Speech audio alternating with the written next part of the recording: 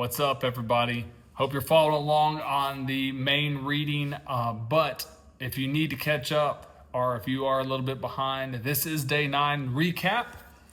So we just finished Matthew chapter 9.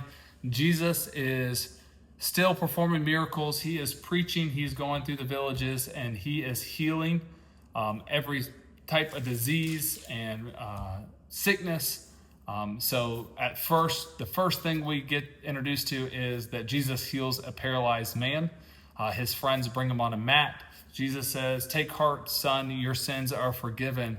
When he says this, it kind of makes some of the religious teachers at the time angry, makes them think a little bit, and they kind of say that he's blasphemy, basically calling himself God, which he is. And so Jesus calls them out on this and says, which is easier to say, take up your mat or your sins are forgiven? Basically just proving the fact that he has the authority to forgive sins, because he doesn't say take up your mat at first. He says your sins are forgiven and this guy is healed. So he does that, and then he moves on and he meets Matthew, the tax collector. Matthew, who is actually writing this chapter or this book of the Bible. So this is the same Matthew.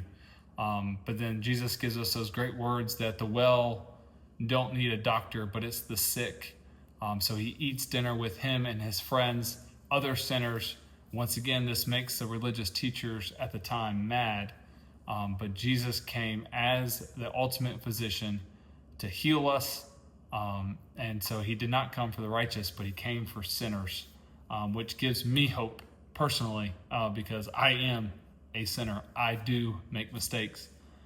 He goes on from there, and he talks about how he is not basically trying to create a new religion, but he is just fulfilling the old religion, and what the Israelites and the Jewish people have been doing for so long. So he uses the example of putting a new patch of cloth on an old garment, and the new patch will shrink and then tear and make the garment worse, or the tear worse.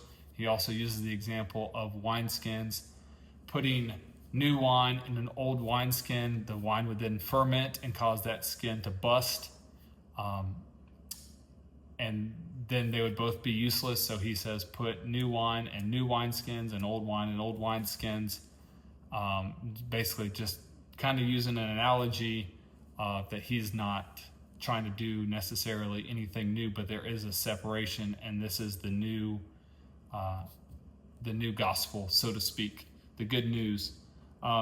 He goes on, and a synagogue leader brings his daughter who has died, or doesn't bring it, I'm sorry. He goes to Jesus and asks Jesus to come to her because she has died. On the way, a woman of great faith who's been bleeding for 12 years knows that if she just reaches out and touches Jesus's cloak, so his coat, if she just reaches out and touches a piece of his cloak, then she'll be healed.